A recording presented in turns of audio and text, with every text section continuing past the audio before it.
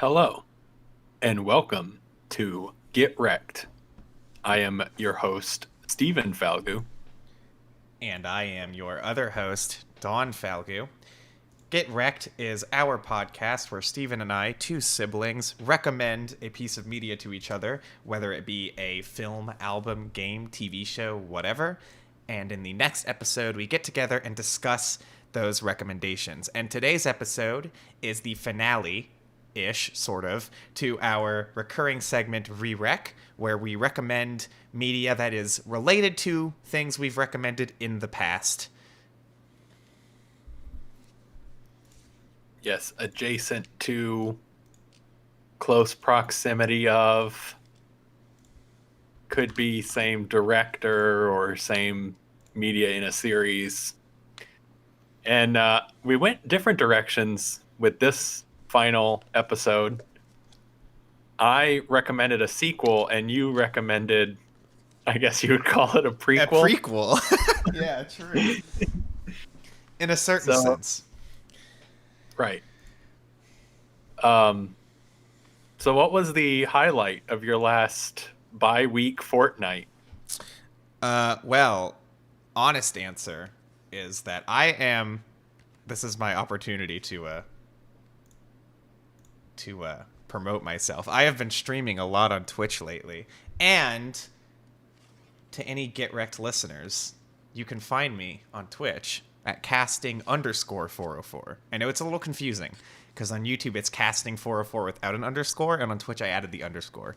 But it's just to separate the brand, I don't want to... It's not the same channel. It's technically different. That one has an underscore, okay? But anyway, that's the honest answer. The joke answer is... You exclusively just stream Get Recc'd content, is that correct? Yeah, so basically I do reruns of Get Recc'd, so if you want to tune in, you can listen to previous episodes that you could have listened to on CastBox. I'm joking. Yeah, it's like Mystery Science Theater style, is that right? Where you just kind of like... I riff on it. You just riff on... Yeah, so if you want to see all of the ways in which I criticize Steven's performance, I basically just talk about how poor of a performance Steven did and how great of a performance I did. Steven hasn't booted up his Twitch where he does the opposite, but I'd highly recommend it. I think you could get some really fun looks into how much we despise each other's podcast performances. Well, really just how we despise each other's podcast. So which we're both on. Also so it's it's very, very inconvenient, really. It's sibling rivalry, as it were. We're not allowed to like the podcast that each of us are on. But speaking of things that we didn't like, why don't we start with with what I recommended to you, Steven, which was the debut Neutral Milk Hotel album. So previously, of course, I'd recommended to Steven In the Airplane Over the Sea, which at the time was my favorite album of all time. It's not anymore, but it doesn't matter. Regardless, for this episode, I've recommended their first album. They only ever put out 2 studio albums anyway, and this album came out 2 years before and more closely reflects the sound of Neutral Milk Hotel when it was simply a project of Jeff Mangum's, which, of course, this album does feature the full band, but it reflects some of the more lo-fi experimental tendencies of the Neutral Milk Hotel demos that came before, so it's quite different, and we'll hear what Steven thought of it. I'm just kidding. I liked it. I was lying to everyone. Damn. Put me in jail. Yeah, don't ever trust us. All of our opinions are just jokes, always. So, keep that in mind. I've been to Avery Island, actually. There's like the Tabasco plant there. I think you have too. I have, yeah, when I was very young. Of course, that Neutral Milk Hotel comes out of Louisiana. So. Yeah, and actually on Avery Island, they only played the album on Avery Island. So... It's just like on loop at the Tabasco headquarters. It gets a little distracting after a while, but you get used to it. It is thematic, at least. And the Tabasco plant, also, you can get Tabasco ice cream. But with that aside, the album has nothing to do with Tabasco, the company, which could sponsor us if they so choose. Well, it is red. There is some red on the cover, so... Yeah, that is true actually, and it is actually about the Avery Island that we discussed. Um, I think that for me, what's so interesting about listening to this and having listened to In the Aeroplane Over the Sea, which I enjoyed greatly, honestly, probably one of, if not the top thing that you recommended to me within the X number of episodes that we've been doing since we started.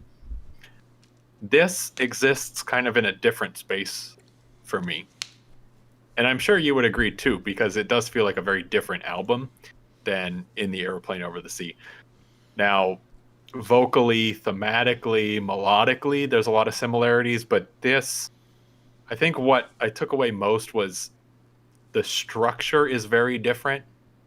It feels like In the Aeroplane Over the Sea was constructed in a very methodical way structurally from beginning to end, whereas this feels more like not necessarily a studio jam session, but it's all over the place. Not that I think that that detracts from the quality here, but I do think it makes it exist in a different space in my head than In the Airplane Over the Sea, which is interesting knowing that this is like these two were their two main studio albums. I wouldn't say they're so drastically different that they're like completely different experiences. Like, in contrast, when we were talking last week about Gambino's albums, from what I recommended to you before to what I recommended to you last week, those are very different experiences. The experiences here are the same, but they're kind of different enough to where I was able to appreciate this for the differences. And like, especially as you get into, and I'll kind of talk more about some of the tracks here, but like, especially as you get into track 12, which really is just kind of like a long lo-fi, I don't know if I'd call it experimental, but Well, it's like a drone. Yeah, it's like a drone 13-minute track. That is very different than In the Airplane Over the Sea. Although it does have some of those qualities, not in the same sense as something like this does. But even still, I like that a lot of the tracks. I mean, even starting with Song Against Sex, which is just like right off the bat, I was like, yes, this is exactly this sort of experience that I enjoyed so much from In the Airplane Over the Sea. There's, I don't know, like the entire track listing and from both their albums, they kind of have this almost like pseudo Irish influence. It's very poppy, but an interesting lyrical quality and content. Vocally, it's just like this awesome sonic experience, but that this one's like a little more, I don't know if I'd call it raw or like pulled back. As you mentioned, like a little more lo-fi across the whole thing, and then especially getting into the last track. That was my biggest takeaway from this and something that I really enjoyed comparatively. Now, I think they both stand up so well to each other too, and that's why I keep talking about them together because one of the things about Re-Recc is like we kind of are experiencing them together in a way. But this stands on its own in a very different way that I very much enjoyed. It's definitely a lot less streamlined. It's definitely. You mentioned how it sounds like studio jams, and it definitely is more jammy. I mean, some of the instrumental tracks here, like Marching Theme and stuff, are like. They feel more like experiments than purely transitional tracks. I mean, In the Airplane Over the Sea definitely has some short detours. I mean, it has stuff like Communist Daughter, but even moments like that still very much feel like strong songs. And even the instrumental tracks like The Fool and the Untitled track, like they feel really, really focused in a way that some of the stuff on this album doesn't. And, something about Nuchimok Hotel is just that really strong sense of surrealism. Like there are a lot of really deeply human and historical themes going on here. Like, not here, but in Aeroplane, like, war and genocide, death, and all these kinds of things. But they're presented in such a abstract, dreamlike kind of way. And this album touches on a lot of really dismal stuff as well. Suicide and like weird, creepy lust and things like that. But much like Aeroplane, this album also abstracts it a lot into a really kind of surreal, dreamlike way. And because some of these songs are weirder, because some of these songs are less focused in certain ways, it kind of enhances that a little bit. I always thought one of the most potent moments in this album, and it isn't one of my favorite tracks, but the the transition from Song Against Sex and into You've Passed, I always thought was really great. Like, A Song Against Sex is definitely, well, it's probably the best song here. But I like how this album, much like Aeroplane, has a great flow because it allows itself a lot of time to breathe. Like, the transition of this more bombastic, exciting, horn-filled kind of track as the opener leads into You've Passed, which is just a very, very fuzzy, kind of weird, mellow moment, just reflecting on death. And I guess in a way, it Aeroplane definitely, I think, does a better job at tackling these subjects in this way, because Aeroplane makes it all feel like it's so urgent and important, and like, even though the way that all those ideas are being presented are jumbled and kind of don't make sense, there's this feeling that that the entire band feels them so powerfully. And this album, you get hints of that, but occasionally I think that the topics are addressed a little bit more directly, which in a way kind of takes away from that like strange magical emotion of Aeroplane, and makes it a little bit more direct. So it's odd because the album, I feel like, in some ways is more direct than Aeroplane with some of the thematic ideas that it presents, but then like musically it's definitely less direct.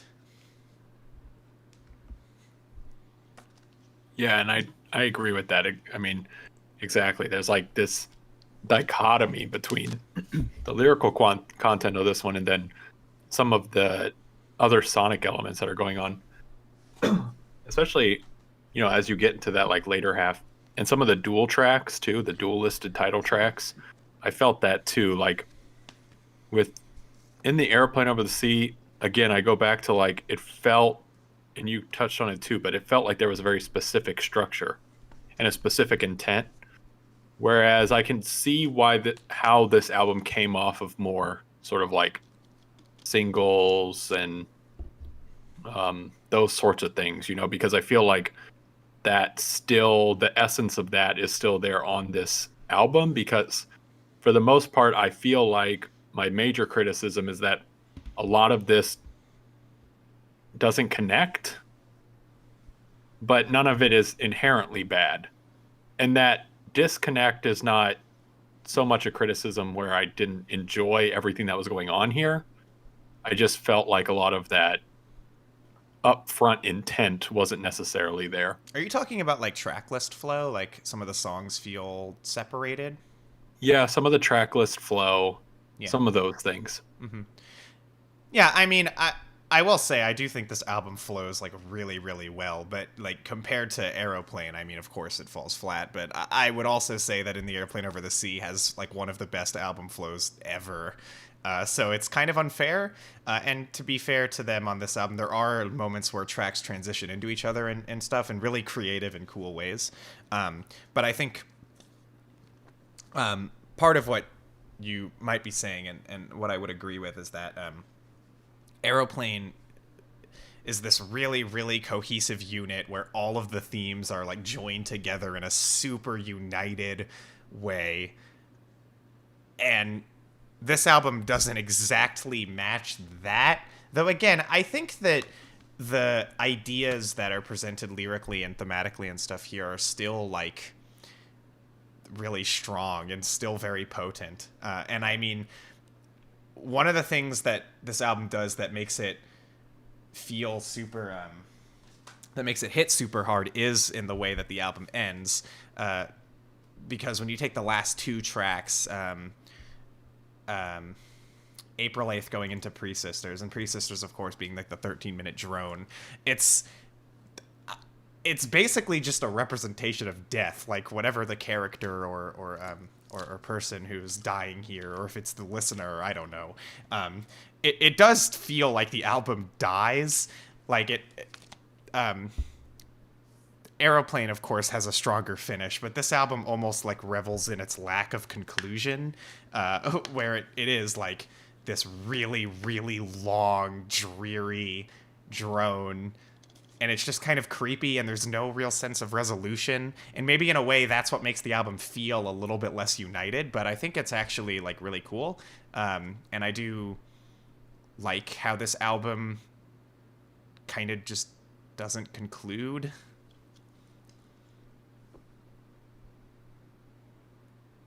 Yeah, I agree with that too, and I think that that's very different than in the Airplane Over the Sea, as you mentioned. But I think that difference is something that lets it kind of stand on its own here. And you already mentioned it as well, but I 100% think that Song Against Sex is the best part of this album, and it's right away too. It hits you so hard up front. Someone Is Waiting, I enjoyed a lot too. I mean, there's no track on here that I didn't enjoy, to be honest.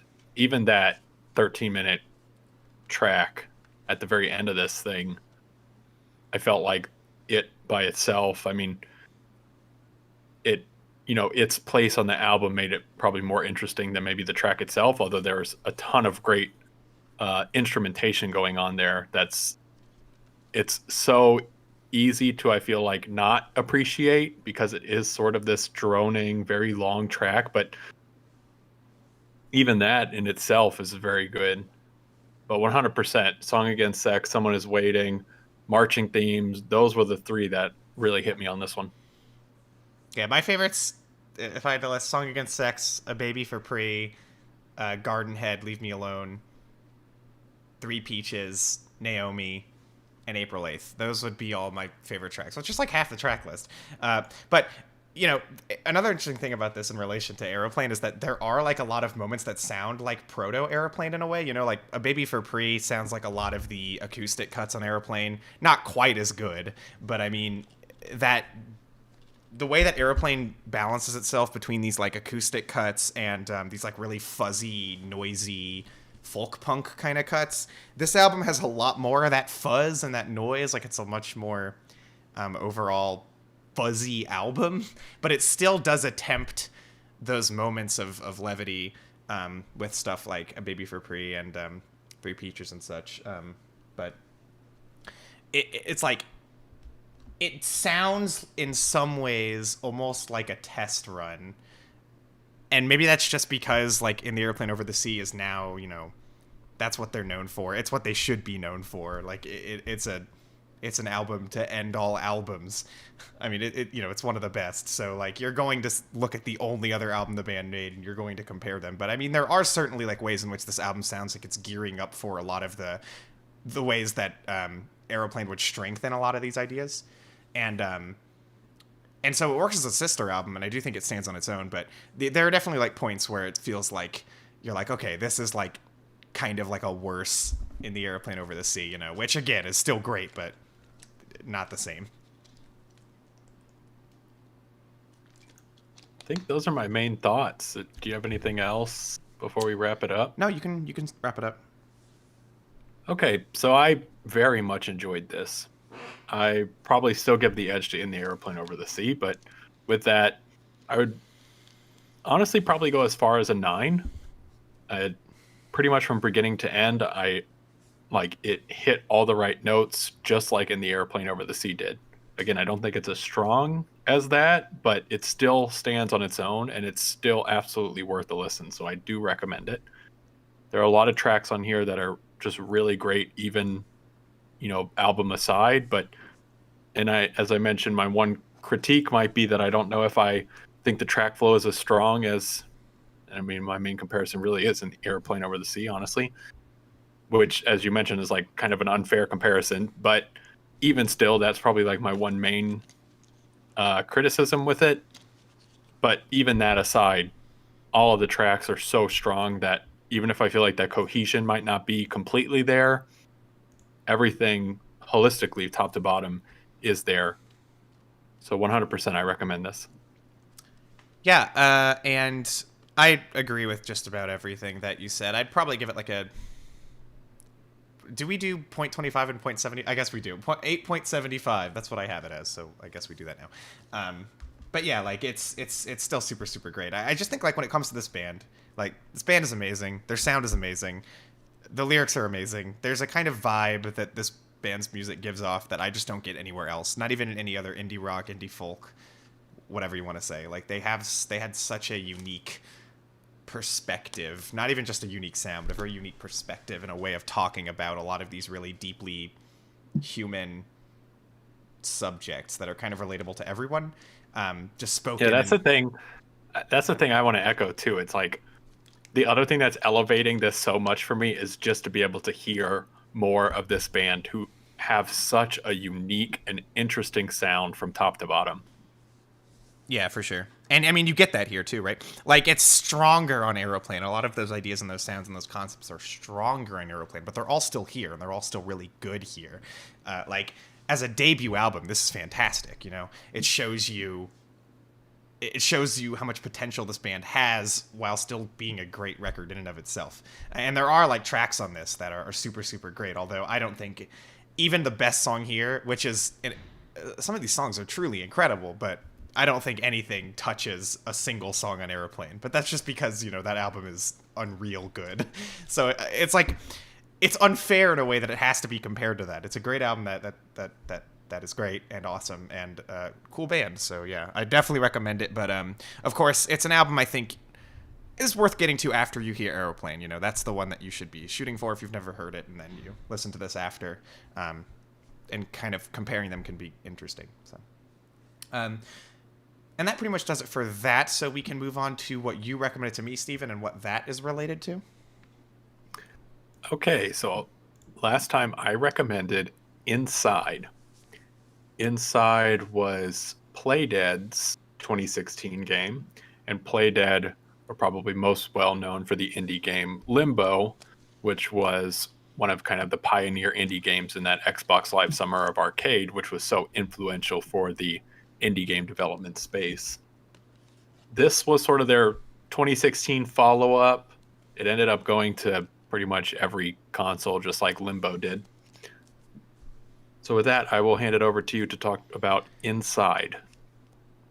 Yeah, so it has, I had meant to see what I said exactly about Limbo, but in retrospect, I remember Limbo as like a really, really cool game. It felt like a really great concept. I don't know that the entire game like blew me away, but there were definitely parts of the game that were really memorable. The art style was really memorable. The game did a good job at maintaining a consistent atmosphere. Maybe looking back on it, too good of a job, because I feel like with Limbo, the game could get dreary. It could get so dreary where it wasn't as interesting a lot of the time, and you had to kind of wait for some exciting moment to happen or something to pick up your attention again. And maybe that speaks to it positively, because that kind of is the point of the game. It's a very dreary, unsettling, oddly depressing game to play. And but in a way, I think that atmosphere could take away from it sometimes, just because it wasn't always hitting you with the most interesting things or gameplay elements as it went along. And Inside is it's in a lot of ways it's like the same game in a lot of ways. As a spiritual successor, if that is what we're calling it, or if it's a direct, I mean, it's not a direct sequel either way, but you know, what you want to call it, a sequel, spiritual successor, whatever, it is incredibly similar in a lot of ways. For one thing, the atmosphere of the game, although the game does have a slightly different presentation, the atmosphere is pretty much the same as Limbo. The deaths that can happen, or like the not that happen in the game. Like if you die, the death animations that happen to you, the general atmosphere, the general tone of the game is like pretty much the same. The main difference is that the art style is different. Although even within that, it's very similar. Like the lighting and shading and that kind of stuff is kind of the same again. But this time there is the introduction of color, or more color, and the environments are fully 3D, and they're made to appear fully 3D. Though the game is 2.5D in the sense that you can only move along the X and Y axis. But you will enter spaces that look like more like traditional video game spaces, although it still has a very simplistic look to it. None of the textures are like super realistic looking, but the textures and the modeling is like a lot better than Limbo, if that was even a thing that Limbo had in it, which it didn't really, at least not in a 3D kind of look. So new art style, but the gameplay, atmosphere, tone of the game pretty much the same. Although it does do it in a bit of a new way. Much like Limbo, I want to say that the intro to this game was spectacular. And that was, when I think back to Limbo, I remember my favorite part being the intro sequence of that game. And I feel like it's what a lot of people remember about it. And this game is much the same way. The intro is phenomenal. But what I like about Inside is that the environmental storytelling and just the storytelling of the game in general is stronger than Limbo. And it's still a mystery. It's still something that you as the player have to unpack. It's just that there's a lot more interesting elements going on here. I feel like as the game starts and goes along, you start to pick up on things that are happening in the world that you can begin to build some sort of narrative. You see a lot of like empty people walking around who seem to be controlled by something. I'm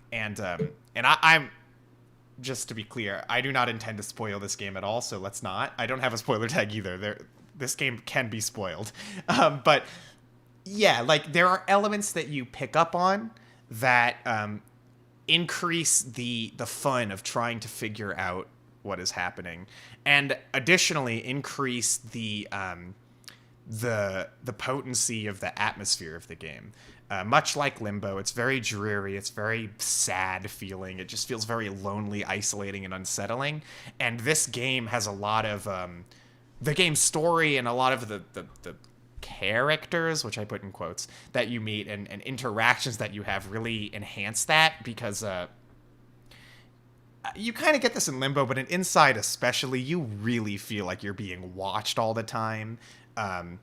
And a lot of the time, it even kind of feels like a stealth game. So it does a better job than Limbo did, I think, of keeping me engaged with the atmosphere and the narrative, if you can even call it a narrative, that the game is trying to tell.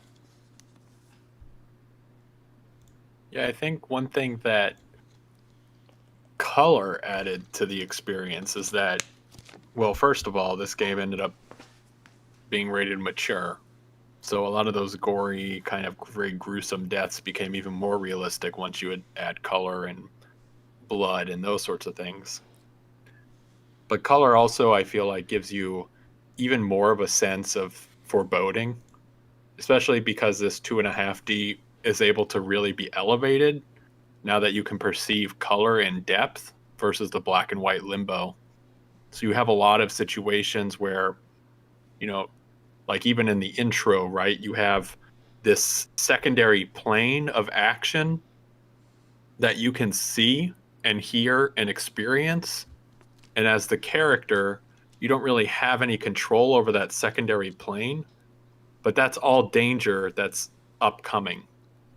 And that ability to read, because of the addition of color, really gives you this extra layer of atmosphere. And just in general, you kind of get more perceived depth with color, which enhances the atmosphere. Atmospherically, this game is incredible. From a story standpoint, I think this game has...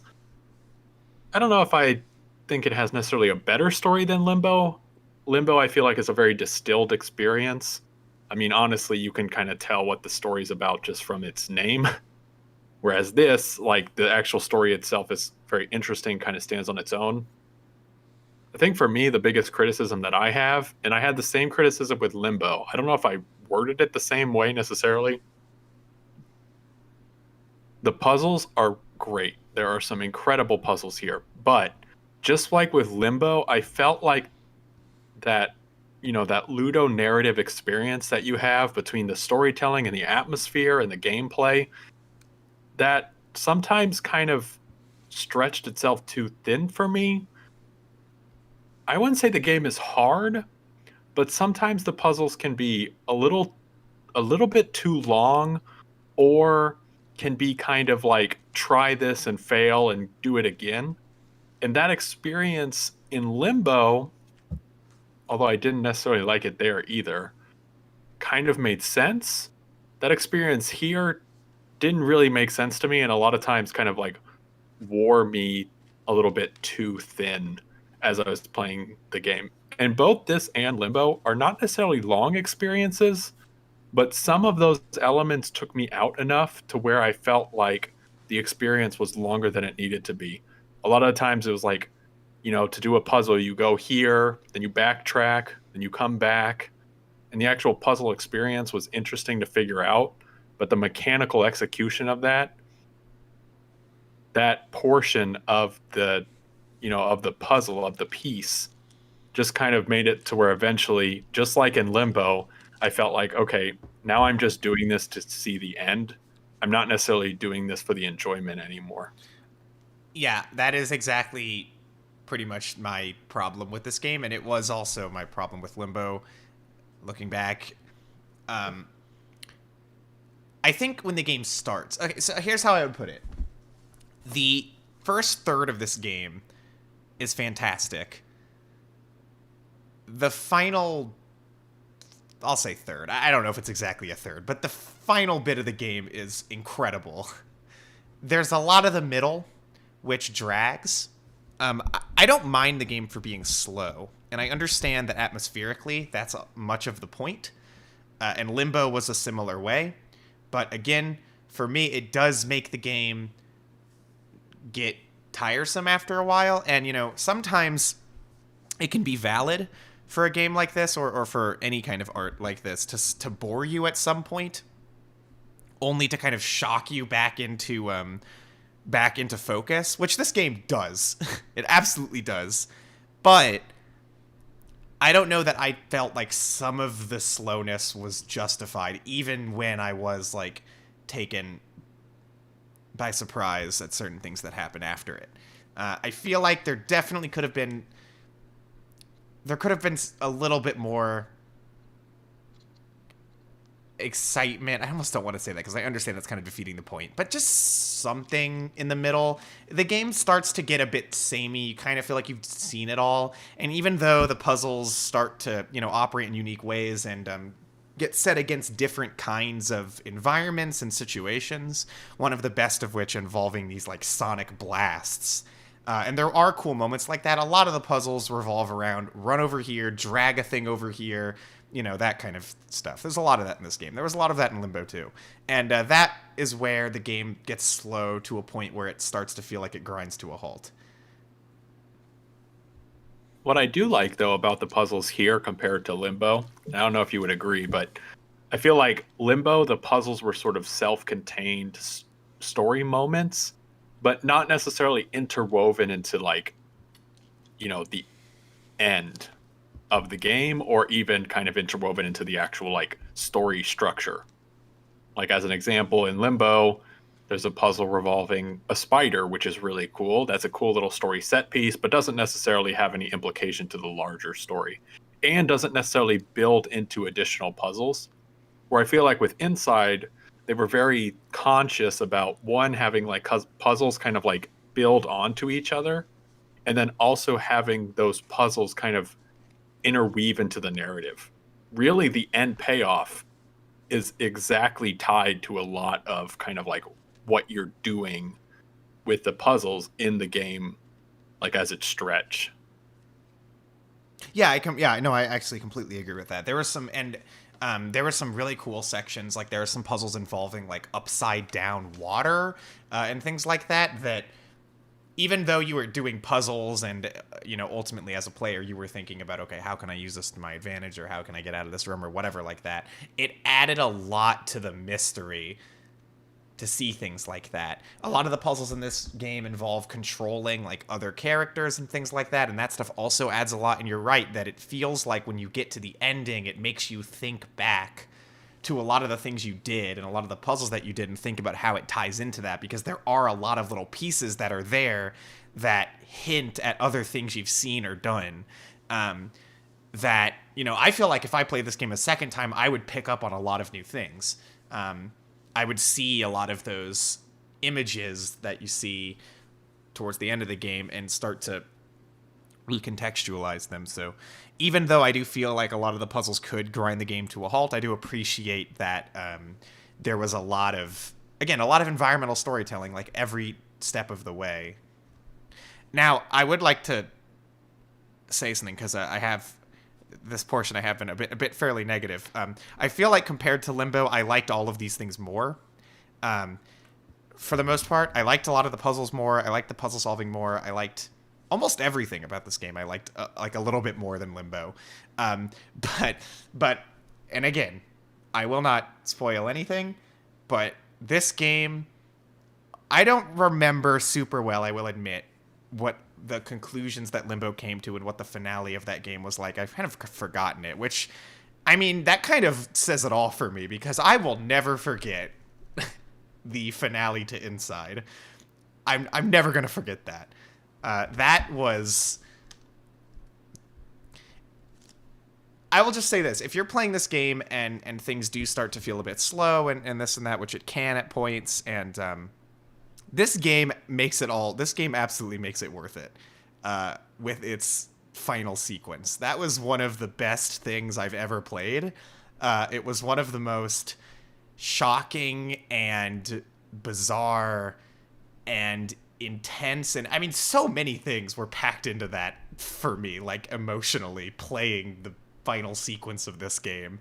And there were a lot of good moments before that, some great moments, but that like made everything feel like it was just built up, because it was insane.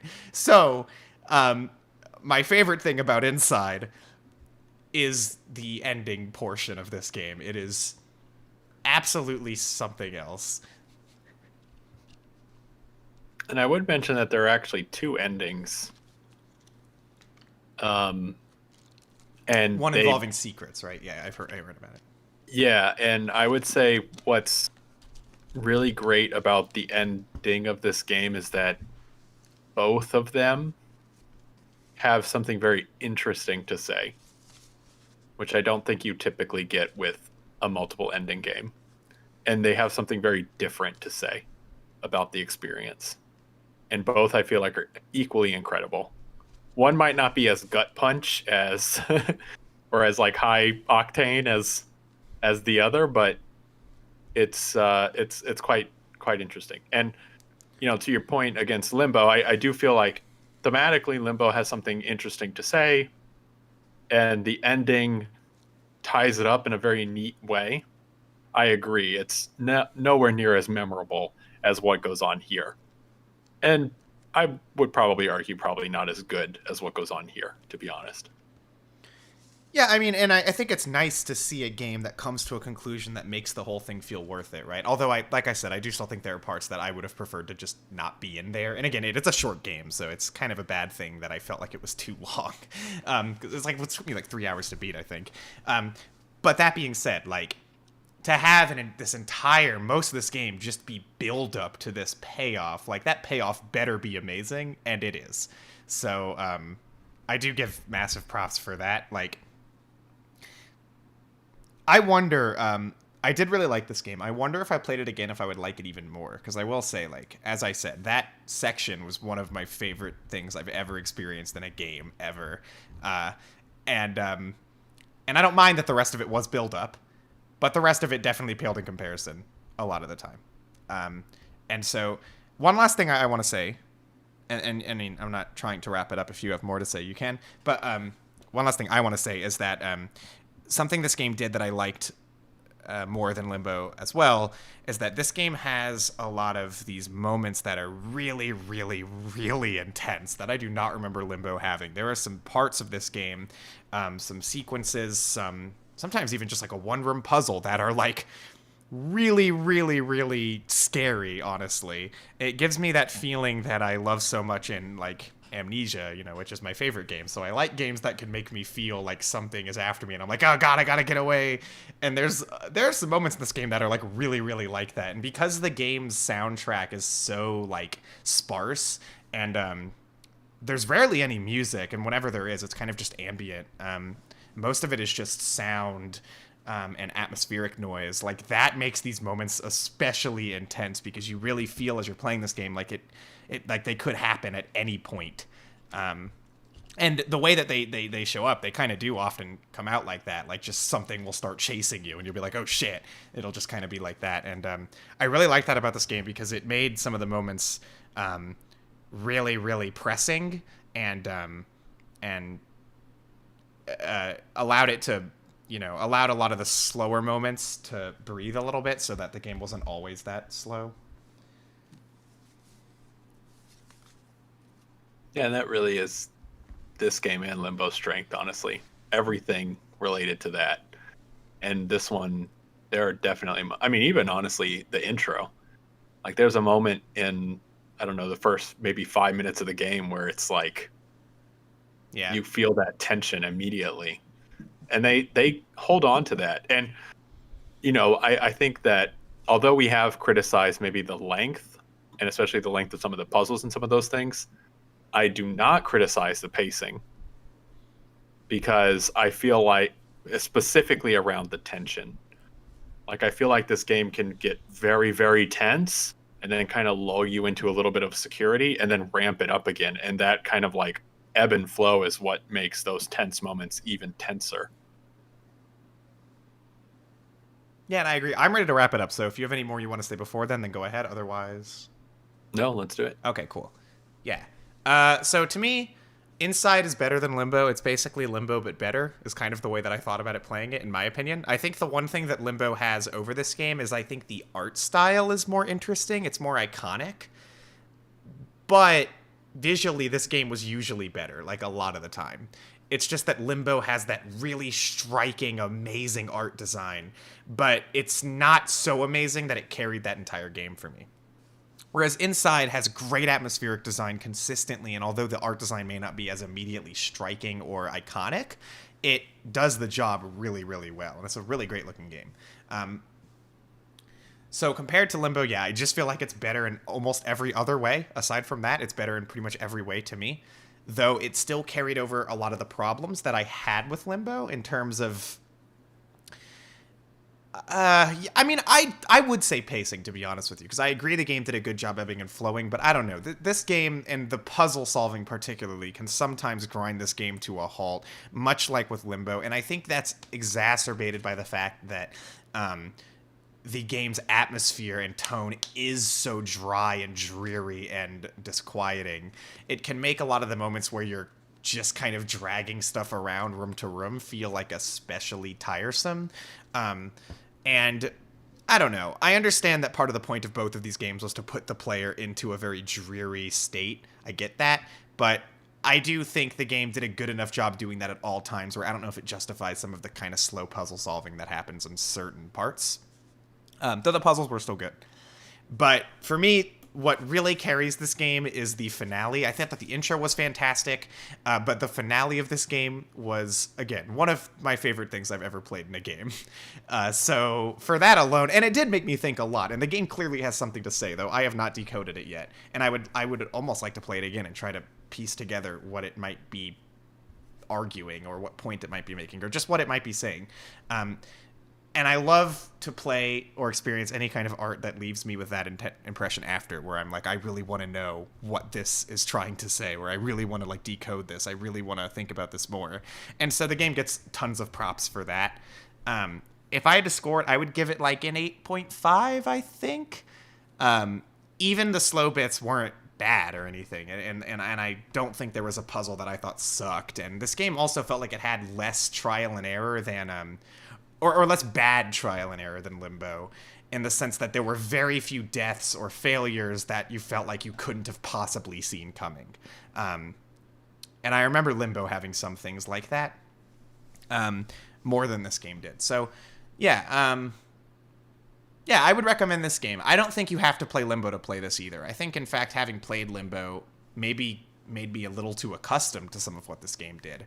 Now, of course, it was made for a lot of people who played it were fans of Limbo, and I'm not saying you know, if you loved Limbo, you're going to love this too, but I don't know. I almost feel like if you haven't played either, I would say play this one first, actually, and then maybe play Limbo after. because I feel like I might have actually had a stronger impression of this if I'd played this first. And that's all I have to say.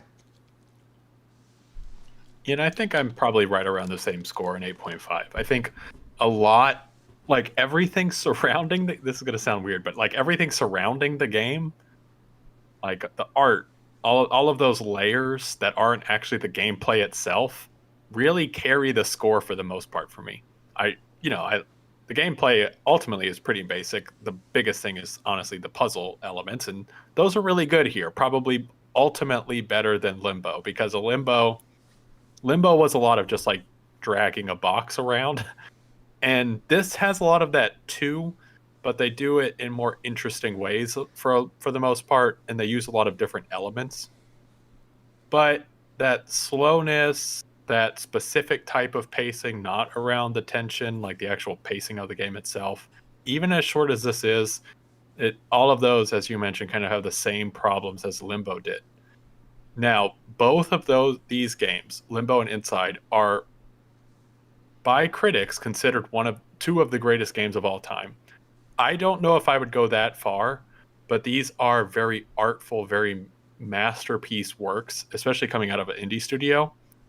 But for me, when I'm playing a game, all of those elements are kind of secondary to the actual gameplay experience. And I feel like ultimately, and the ending aside, because I 100% agree with you, the ending is just absolutely fantastic. All of those things aside, that gameplay experience here for me is just not the greatest. So with that, that kind of brings that score right around that 8.5 mark. Now, with that being said, I do recommend it. And I agree. If you haven't played either, definitely play this one. They took all of the lessons that they learned from Limbo and applied them here for the good and the bad. But everything for the good, they kind of built on and made even stronger.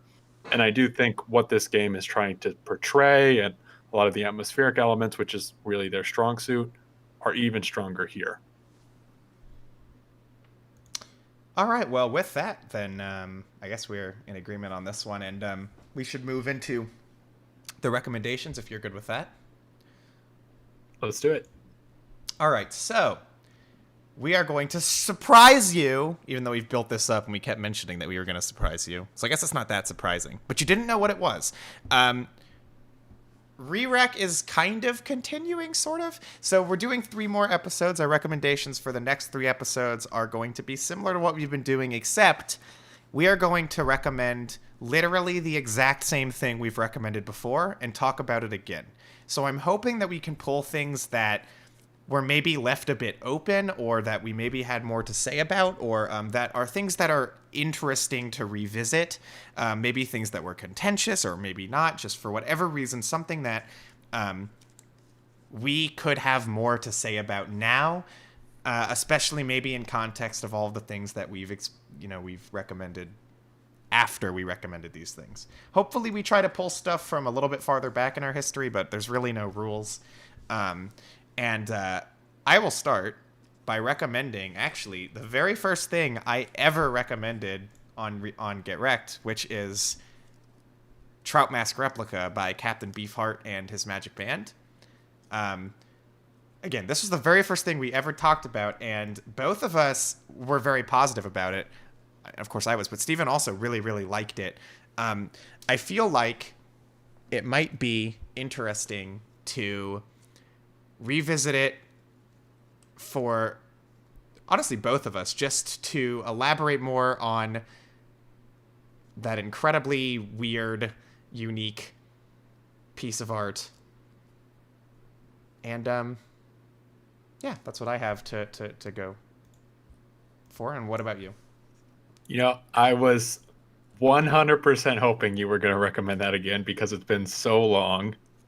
And I was thinking about recommending Trolls again, the very first thing that I've recommended to you, but I just couldn't do it. Yeah, I think it would have been a bit of a waste. It might have been a bit of a waste. There's just no reason.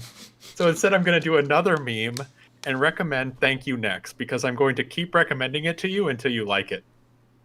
Valid. And that's it. Sounds cool. Okay. Thank You Next by Ariana Grande, that is. You remember, you have to say all the facts, but anyway. Yeah, and that was, if anyone was curious, that was actually a part of a Re-Recc. So this is me recommending a Re-Recc, which, because I had recommended you another Ariana Grande album before that. Damn.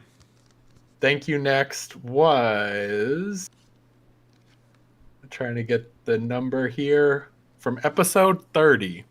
That was a part of our very first Re-Recc series. Should be Thank You fascinating. Next by Ariana Grande. Sweet. Well, yeah, so we'll do this for 3 episodes again. I think this could be interesting. I hope that we find interesting things that will, be valid to discuss again. So that's just something to consider for both of us, I guess. But, and to be clear, I'm not honestly sure I'll listen to the podcast. Frankly, honestly, 10 minutes after we record, I forgot everything I said anyway. So who knows? Maybe I'll have a completely different take. I'm gonna go into it like it's the first time again. I guess. Maybe we'll just he will just say literally the exact same things he said last time. Who knows? It could be in a way it's a remake. It's a Re-Recc and a remake. But anyway, as That's always, right. We got word from the higher ups that we needed to kind of refurbish some old podcast episodes. So that's really where this is coming from. Yeah, it's that filler content, We want to cash in on it now that you have a 4K listening. This is kind of the remastered episodes. Yeah, exactly. And as always, you can find those old episodes, as well as our current ones, on CastBox, if you are listening or watching live on YouTube right now. On CastBox, you can download our podcast and listen to it on the go. You can download the CastBox app and stream it as well, I believe. So you can listen to us on the go. And if you are listening on CastBox, you should subscribe to Casting 404 on YouTube.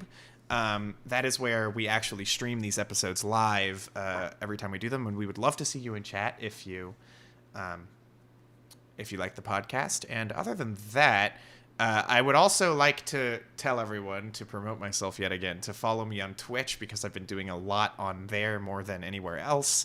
On Twitch, I am casting_404, but you can find that linked on my YouTube page as well. And there is a chance that Get Recc'd could come to Twitch in some form, though, of course, if that ever happens, you will be notified in an episode or something, That's all I have to say about that, unless you have anything to conclude with. Twitch plays Get Recc'd is what you're talking about. Is that correct? Yeah. Where we actually won't say anything, just the Twitch chat will just tell us what to say. Backseat podcasting, as they call it, yeah. That's right. Yeah. Yeah. Name 5 podcasts. I bet you can't. I actually can't. Anyway. Well, maybe I'll make 5 podcasts and then I can. I guess that's all we have to say, though, right? So we should probably just get going. Yeah. All right. Well, those were our thoughts. Those were our recommendations.